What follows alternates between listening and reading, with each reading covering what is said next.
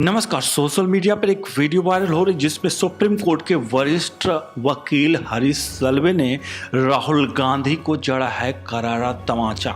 मैं आपको वो वीडियो दिखाने जा रहा हूं और कैसे विपक्ष आज जो राजनीति कर रहा है उस पर हरीश साल्वे ने पोल खोलकर रख दी है। लिए चलता हूं आपको वीडियो की तरफ। आप सभी से अनुरोध करूंगा इस वीडियो को एक बार जरूर देखिएगा पूरा, और आप जब वीडियो देखेंगे पूरा तो आप इस वीडियो को शेयर करने पर और लाइक करने पर और कमेंट बॉक्स में अपनी राय रखने पर मजबूर हो जाएंगे। देखिए आइए क्या कुछ कहा है, कैसे गड़ा है तार्किक तमाचा आज यहाँ पर सुप्रीम कोर्ट के वरिष्ठ वकील हैं हरीश साल्वे। नमस्कार, जय हिंद, जय भारत। आजकल एक ब्रिगेड निकला हुआ है हिंदुस्तान में कि हमें संविधान बचाना है, हमें लोकतंत्र बचाना है। कुछ जरा सवाल उनसे भी कर लेते हैं, कुछ तथ्य बताते हैं उनको। जवाहरलाल नेहरू के शासनकाल में 8 बार राष्ट्रपति शासन लगता है हिंदुस्तान में। इंदिरा गांधी के शासनकाल में उनके सारे शासनकाल को मिला दिया जाए तो 50 बार। नरसिम्हा राव जी के सरकार में 12 बार राष्ट्रपति शासन लगता है। मनमोहन सिंह के सरकार में 11 बार और राजीव गांधी के सरकार में 6 बार। तो कुल मिला के ये आंकड़ा करीब 80 और 81 का आता है। विगत 7 सालों से जो ये सरकार चल रही है केंद्र में, एनडीए की, और जिसका नेतृत्व कर रहे हैं मोदी जी, मुझे नहीं प्रतीत होता है कि कभी राष्ट्रपति शासन लगा है, अगर एक बार का किस्सा छोड़ दिया जाए जम्मू कश्मीर का। पिछले 7 सालों में जम्मू कश्मीर के परिधि के बाहर आतंकवादी घटनाएं नहीं हुई हैं। अपवाद के तौर पे एक पठानकोट आता है। फिर भी ये जो झंडेबार, जो ये नेता लोग हैं जो सड़क पे बैठे हैं, ये लोग कह रहे हैं कि लोकतंत्र की हत्या हो रही है। ऐसा क्यों कह रहे हैं ये? मुझे लगता है कि ये एक साजिश के तहत कह रहे हैं। ये हिंदुस्तान के छवि को विश्व पटल पे धूमिल करना चाहते हैं। हिंदुस्तान के प्रगति को ये में बाधा बनना चाहते हैं और किसी भी प्रकार से साम ताम दंड भेद सारे तामझाम लगा के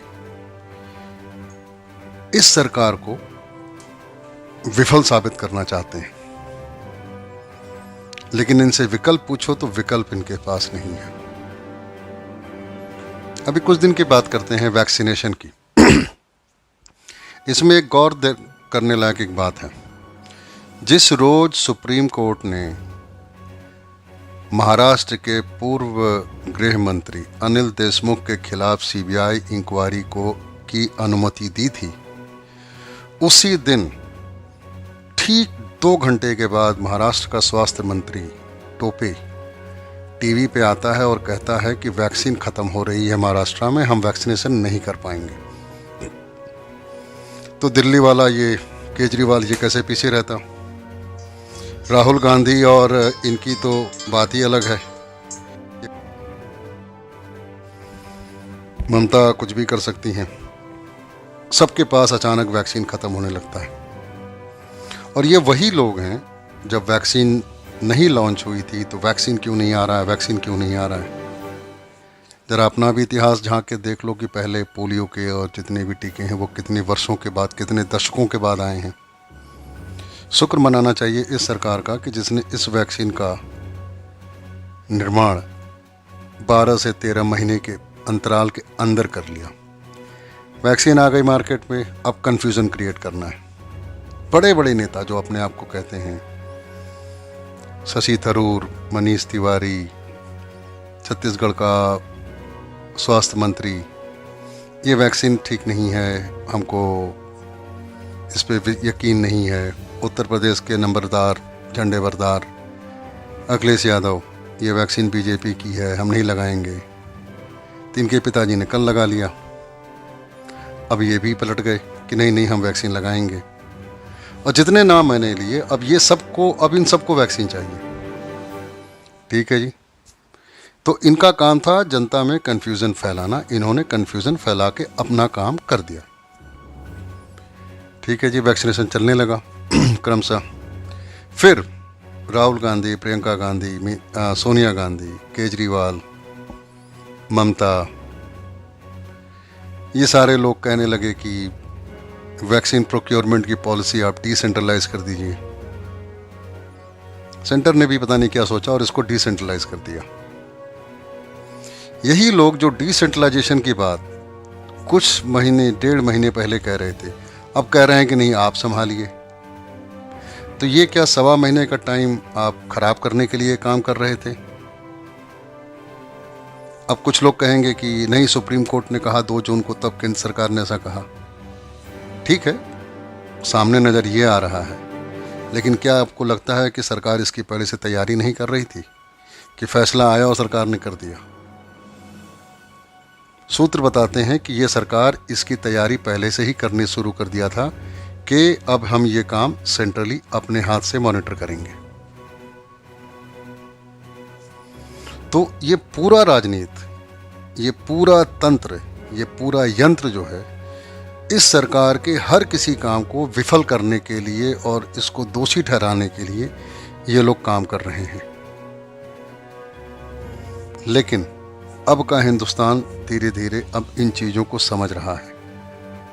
जैसे युगों पहले देवताओं और राक्षसों के बीच में समुद्र मंथन हुआ था और महादेव ने विषपान किया था जिससे कि संस्कार समृद्ध रहे, आज यही समुद्र मंथन हिंदुस्तान में हो रहा है।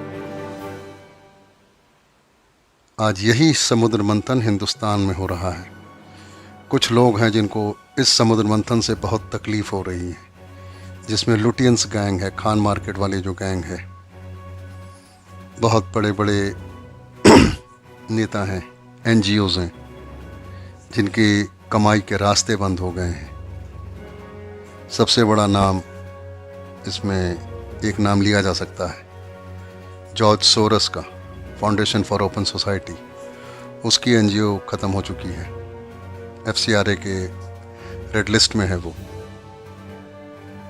ये लोग संविधान से पारित कानून को नहीं मानते हैं, सड़क पे आ जाते हैं कानून का फैसला करने के लिए कि कानून सड़क पे बनेगा। ये मंशा बहुत खतरनाक है, हमें समझना होगा और हमें देश के साथ खड़ा होना होगा। हमें इस सरकार के साथ खड़ा होना है, क्योंकि जितनी ज़रूरत, जितनी आवश्यकता हमें इस सरकार की है, उतनी ही आवश्यकता इस सरकार को हमारी है। मैं इस सरकार के साथ खड़ा हूँ और मैं अपने देश के साथ खड़ा हूँ, गर्व से, दृढ़ता से, यकीन से। और मैं आपसे भी यही यकीन, उम्मीद रखता हूँ। धन्यवाद, नमस्कार, जय हिंद।